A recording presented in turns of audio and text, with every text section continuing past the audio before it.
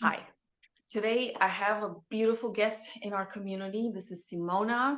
She's a fellow Romanian, which I've met about a year ago online. We've been following each other and we've been waiting to do a discussion for our channels, and the big day came. So before I allow Simona to meet and greet you all, I would like to read a few words about her because the story that she has, I think, is very, very beautiful. And you're going to get why I invited her. All right, so here we go. Simona is an approved naturopath and a health coach for women based in Germany. She helps women regain their hormonal health and fertility using nutrition, functional medicine, mindset work, and spirituality. Mind, body, spirit. Prior to having an online business, Simona was serving hundreds of families by providing services such as birth doula and childbirth educator, along with having her naturopathic practice. Her heart beats for women having their best health to enjoy their desired life. Simona, welcome. Thank you so much. Thank you for having me. You are very welcome, and I am actually very, very happy that we get to do this talk. When we decided to speak about this, we had a motto in mind, and I'm gonna allow you to say it. This is your motto, basically. Fertility is health. So whether you want to be pregnant or not, having your ovulation, having your hormones in balance, this is health. So if you want to feel sexy, if you want to feel juicy, if you want to be fertile, essentially, you need your health in optimal parameters, basically. The first topic that we have today, or the first question that I want to address to you, is about women's hormonal health. What are the three most important hormones for women's sexual life? Indeed, it's a complex theme, so I'm going to make it very, very easy to digest. And we have to understand that hormonal balance is essential for our overall health. And it greatly influences our sex life, so your field of expertise. And not only that, we also can talk about mental health. It influences greatly our mental health. And here we talk about three key hormones, which are estrogen, progesterone, and testosterone. But first, I'm going to take you on a ride, that of the menstrual cycle, which we don't really connect with as women. And I like to compare it with the seasons, which makes us much closer to nature. And therefore, there is potential for more balance and health if we see it like that. And I think it's much easier for women to understand hormones if we take it through the filter of how our menstrual cycle works. And as we know or not, our hormones fluctuate during the menstrual cycle. And our first season, our spring, it's called the follicular phase. In this time, we come back to life, right? we come out of our shells, and estrogen slowly rises. And estrogen is often referred as the primary female sex hormone. It plays a central role in regulating the menstrual cycle. It makes our hair and skin beautiful. In terms of sexual health, estrogen contributes to the maintenance of vaginal lubrication, the health of vaginal tissues, and overall sexual desire. And fluctuations in estrogen levels, such as those experienced during the menstrual cycle or pregnancy or menopause, can impact sexual life. Then we have our summer, the ovulation, when our estrogen peaks and even testosterone levels are the highest. while often associated with men health, testosterone is also present in women, albeit in lower levels, but it plays a crucial role in maintaining sexual desire, arousal, and overall satisfaction.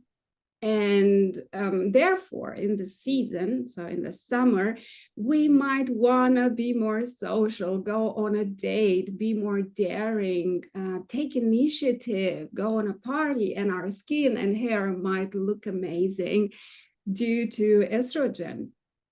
Don't you want to be a summer all day, every day?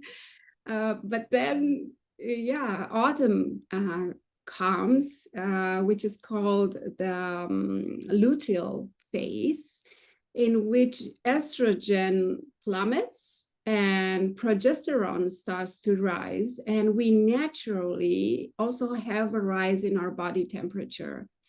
So this is the time to slowly retract into our shells at home, preparing warm meals and nourishing ourselves for the winter. But we don't want to do that, right? So we don't really do that in our culture.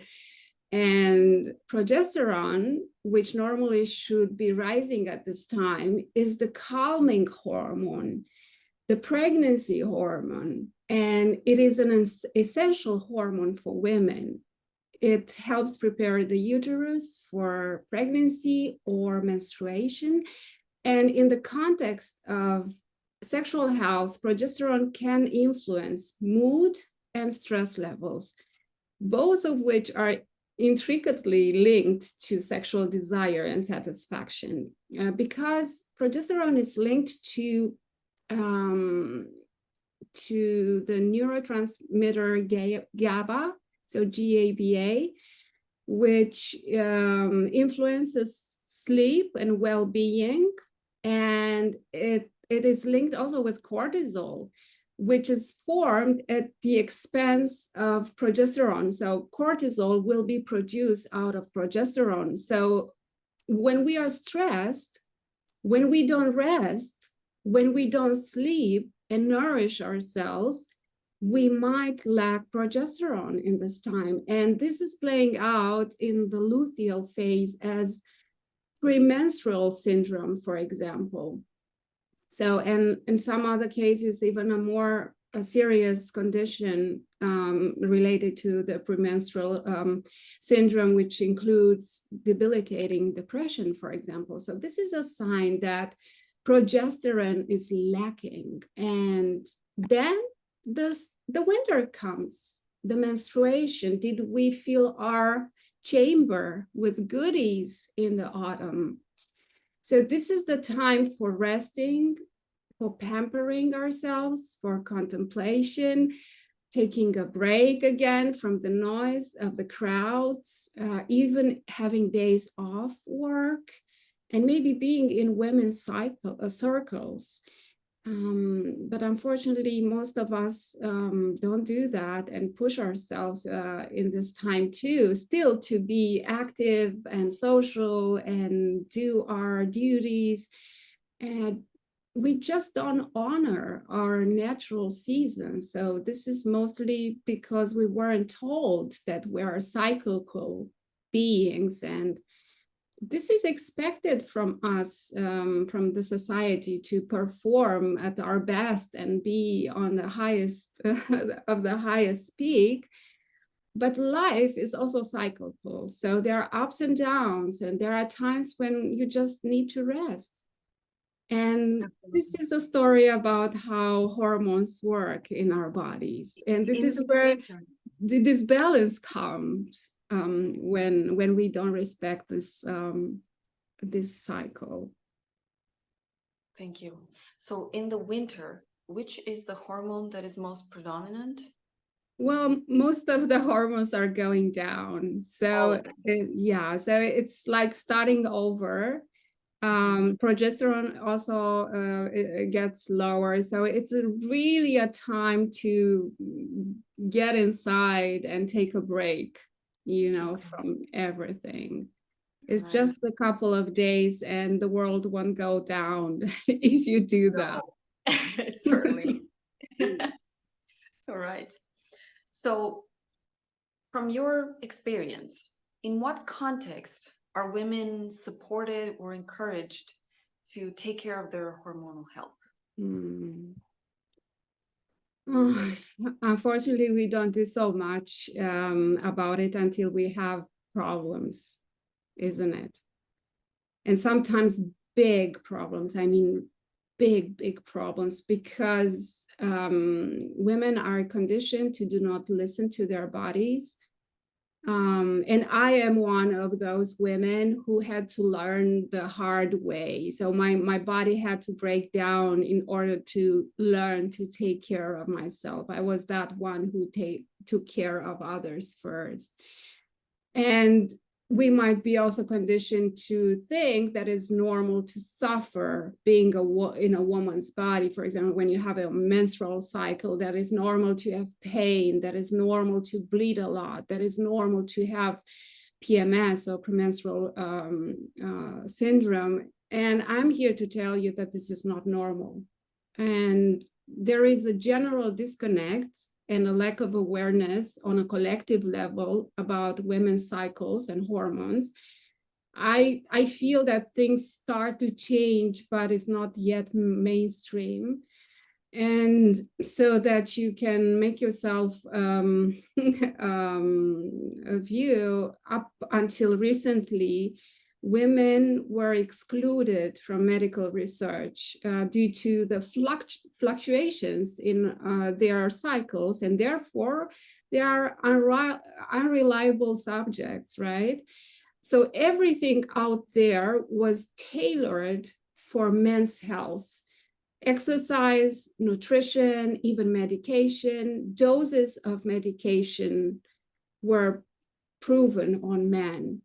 So there is still a lot of misdiagnosed conditions and gaslighting when it comes to women's health challenges. For example, you might need years, sometimes even 8, 9 years to be diagnosed with endometriosis or PCOS, for example. So I want to encourage every woman listening today to do not take any BS when it comes to their well-being.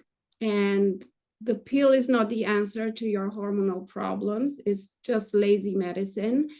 It only covers the symptoms, and with great consequences in the long term. So yes, we should do something about our hormones much earlier than expecting for, something big to come. All right. And let's say that you've seen women taking a stand and doing something for their hormonal health. Based on your experience, is there a context in which they do not follow through? So they've seen some improvement and then they let it go? Is there a context for that? Yes, it boils down again to the conditioning in which, women were raised. I think we don't love ourselves so much, and that's why we don't follow through. But we have to be very, very compassionate and understanding towards that, because what it happens, so say we're conditioned since we were little to take care of others, right? To put our needs on the back burner and to stop whining. And we were told that our body were sinful and our blood was dirty. And when we got our first bleeding, we were not celebrated for becoming women. And we relate to this quality of being a woman as being drawing the shorter part of the stick. I don't know if this is the correct, right, the correct expression, right? So and we must admit it wasn't fortunate to be a woman in this world for millennia. So no wonder most women don't love themselves, don't follow through. But we have to understand that this conditioning up until 21, even 21, this creates neuronal paths in our brains that run our life automatically and create more of what we don't want, creates the same conditioning. And that is why we need to have this love and compassion towards ourselves, even if we don't follow through, and get some guidance and help with that. And then start to question everything that our minds tell us, like you don't deserve something better, or you are lazy, or you cannot do anything right. This is just that conditioning that, you know, you're not worthy of having what you want, the health, the desires that you want to bring into reality. And we have to choose consciously and deliberately something different each day, every day, even when we have negative thoughts and negative emotions, because this is how you create new neuronal paths.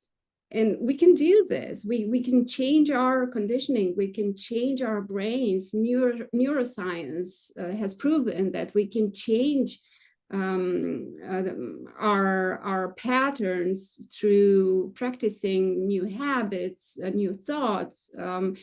This is called neuroplasticity. So in a nutshell, what we focus on our attention, it grows, but it needs repetition. It needs a follow through at least 63 to 67 days. So that's why it's very important to have a companion in this journey, so that you don't give up too soon, because you are able to change your life, to introduce new habits, to start to love yourself instead putting yourself down. You know, so yeah, you can start practicing something different in order to create something different. So I think there is a quote attributed to Einstein that says that doing the same what you did is called insanity, kind of. I think I butchered that. But yeah, so you just need to follow through, because the resistance and the negative emotions that appear when you want to change your habits are just a sign of your conditioning, of what was there before. That's why you need to focus on something else and follow through and get help with your vision, to have to be in the right environment in order to create change. All right. And it obviously applies to hormonal health as well. Yeah. After 40, why is it important for women to take care of their hormonal health? Yeah, I think it's important since we get our first menses. So I think it's always important. But indeed, after 40, some women even earlier, and this is due oxidative stress, inflammation. So some women might experience this before 40, but usually after 40, our ovarian reserve starts to decrease, and our hormones might start to do that as well, especially progesterone. But this is due to stress, as I said. And many women might start experiencing after 40 sleep problems, weight gain, even sudden onset of thyroid disease. And these are the first signs that we need to introduce changes in our lifestyle. So normally, when we transition towards menopause, our adrenals should take over in part the production of the sex hormones. But because our adrenals are shot also, because we live in a world running on chronic stress, this is not happening anymore for women. And that's why many women experience symptoms that are they are very loud. And at this time, it is important to become proactive and be mindful of decreasing inflammation in our bodies, because this contributes to the hormonal chaos, and it affects overall health, and our future health is also. So hormonal balance is so important for avoiding things like osteoporosis or Alzheimer's, and even heart disease, not to mention depression, anxiety. And we can do that through nutrition, supplementation. Most of women I meet run without fuel in their bodies. Their vitamin D levels are low, vitamin B levels are low, everything is low, magnesium. So these are so important for our hormones. And it might be beneficial also to take hold of our blood work, to do some testing, also hormonal testing and deficiency, and even gut health. Not to mention that I think I cannot make up my mind which is the first, because all are important. Mitigating stress and moving our bodies regularly. Women after 40 can do so much for their health if they take hold of all these: nutrition, movement, supplementation, and mitigating stress. And in some cases, supplementation of hormones might be beneficial, not the conventional one, which might do a lot of harm. So we're talking about the pill, for example. But I personally, I'm also a little bit cautious to recommend bioidentical hormone replacement therapy, which is very trendy right now. Even though there is a great body of evidence that it works, I think it is not completely risk-free, and you have to have the right resources and to have plans made by specially trained professionals, and having a constant follow-up with them and checkups. So this makes that many women might not have access to that, financially speaking. So in Germany, for example, I'm not aware of a subsidized program for that. And I know this is also not the case in the States. For example, I know that your audience resides a lot in the States. So your women might tell you that this hormonal replacement therapy is not cheap at all. So that's why I believe that there are also easier ways to get a hold on our hormones. And we can do this much easily and cheaper with plant extracts. And I know we don't trust nature anymore, and it takes a little bit longer to work, but I'm here to tell you that if you choose wisely and you find the right plants for you, and plants have a spirit that will help you to achieve your goal, you can do a lot using also plants like phytoestrogenic plants, or plants that support production of progesterone. So there are many plants. Yeah, And sorry? I'm one of the people that actually do believe in plants. I've actually had this, I was diagnosed when I was 13 with polycystic ovaries, Yeah. because my menstruation, after it came, it was coming 1 month, then 2 months a break, then coming 1 month, then 6 months break. And my mother took me to the doctor. She said, this is not normal. So with an ultrasound, I got this diagnosis. And then I was automatically put on pills, hormonal pills. And I was told that this was something that I would have to live with for the rest of my life, because it couldn't be cured.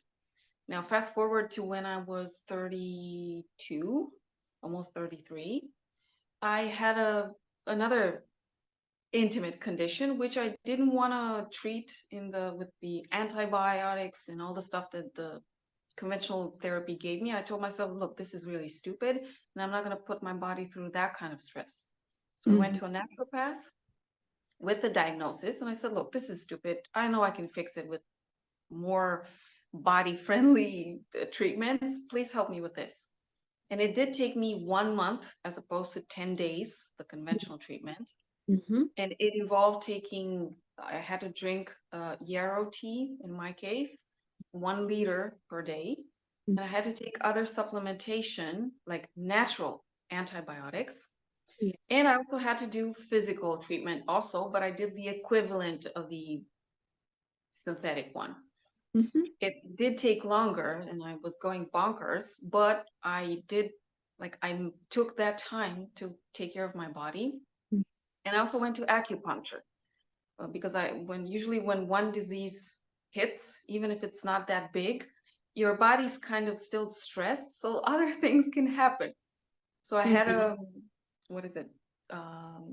When you have a stiff neck, we wait. I don't know if you've ever woken up like this. It's awful. You can't even lift your head, can't move, can't do anything. So I went to acupuncture because my neck was stiff on the right side.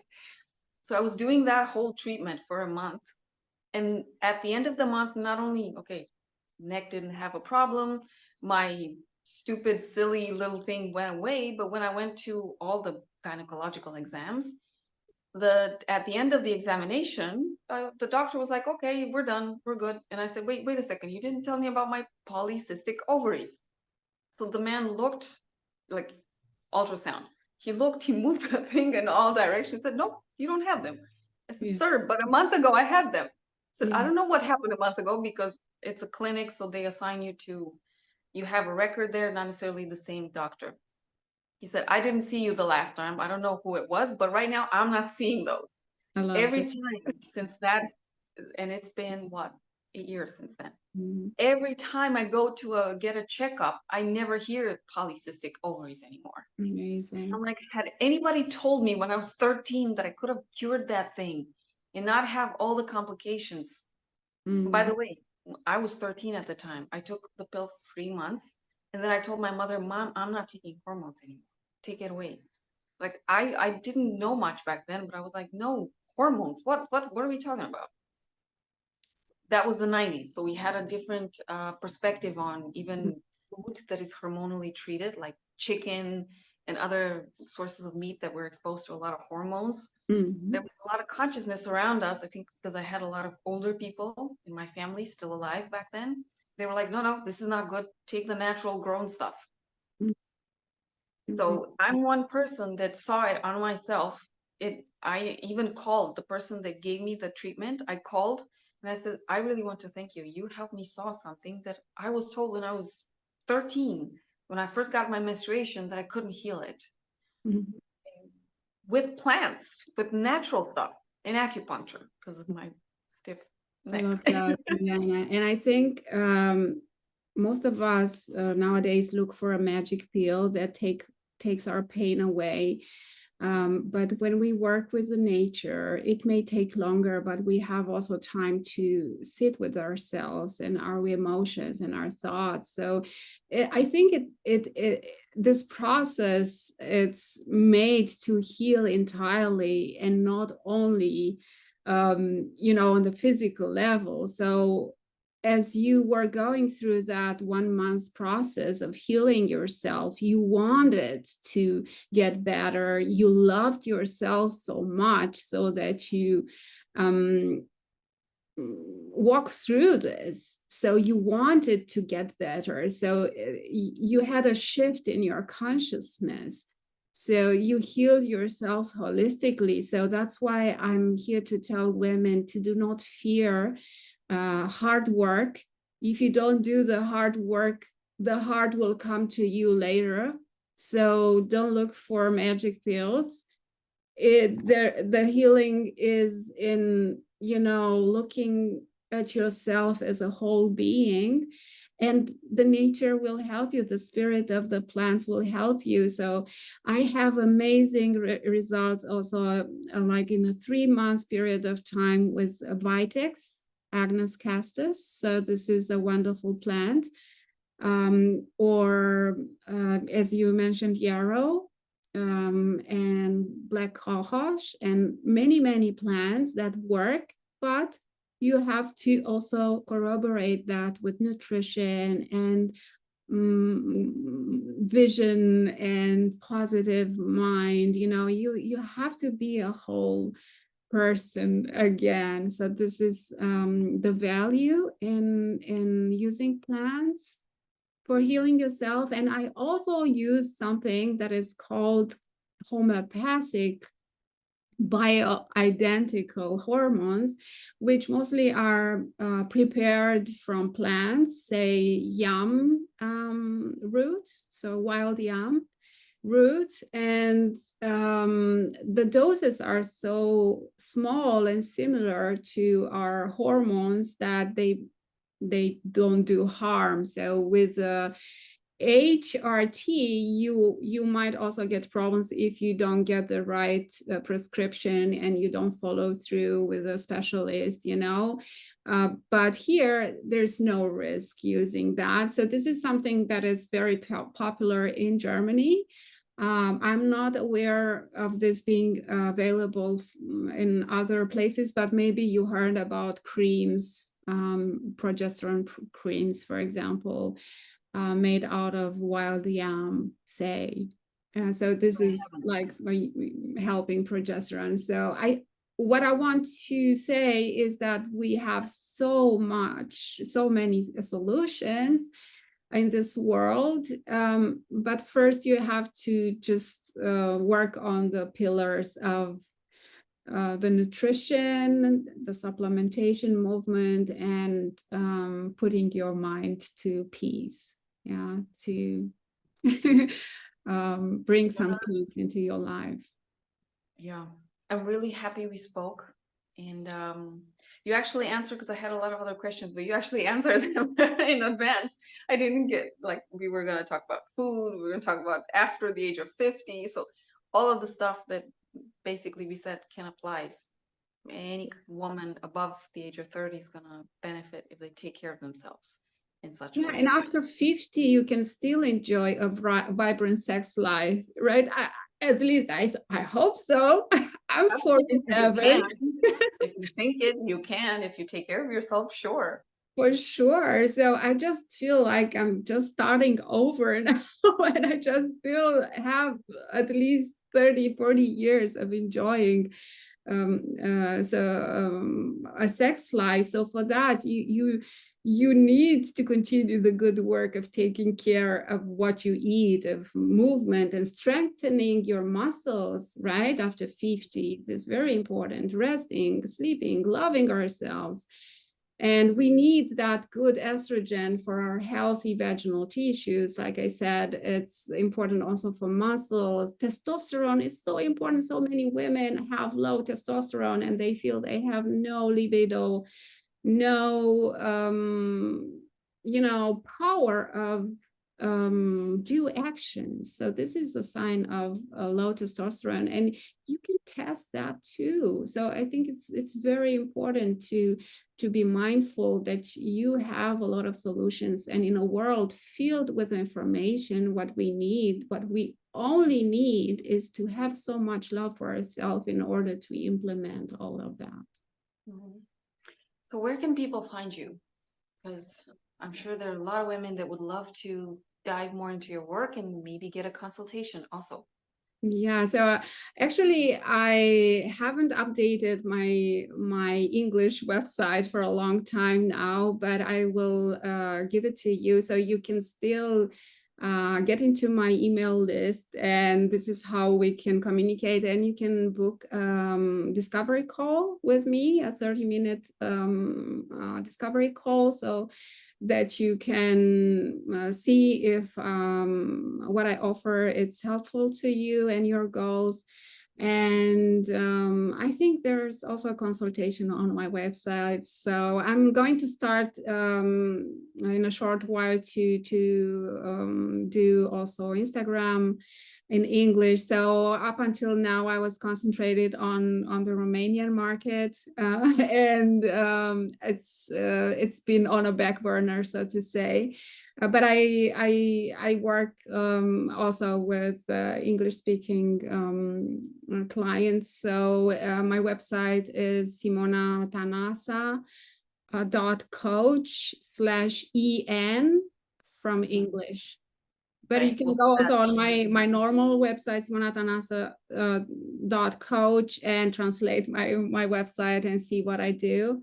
But the English website is not yet updated, so I wasn't prepared for this so well, but I was so happy that you proposed me to do this in English. I don't get the occasion to do this so often, and I'm so grateful that you invited me here and giving me the opportunity to be in my mission and my passion for women's health. You are most welcome. What I do know is that when somebody needs the professional support, if they like the person, I mean, if they listen to them and you like they listen to you here, if they resonate, their website doesn't have to be, Right. notch in order for them to work with the person. So I'm sure that whoever wants to work with you, whether the website is updated or not, they're just gonna reach through, book a discovery call, and get a feel for your basically session, work together, and all of that. So relax. I'm When really everything updated, sure, do that. I'm looking forward to serving. Thank you, Liana, for this You're opportunity. most welcome. And we're gonna see what comments we get. This is exactly what after I publish a discussion with somebody, I'm very curious what reactions we get, what questions we get.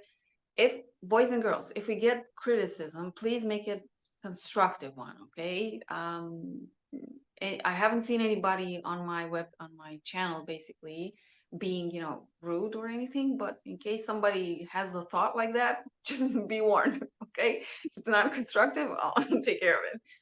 And if we get enough, or enough as in many reactions, questions, and all that, we'll have a go at this again. We're going to answer questions. I will love it. So if you have any questions about what we talked about today, so let us know. I'll be also watching the comments for that, and looking forward to connect with any of you. Sure. Then thank you very much, everybody. I hope that you enjoy. I hope that you take as much benefit from this discussion as possible. Reach out to Simona if you need more in-depth research and understanding into your hormonal health, your particular path to hormonal health, and so that you can also enjoy a beautiful sex life. Why not? Yeah, for sure.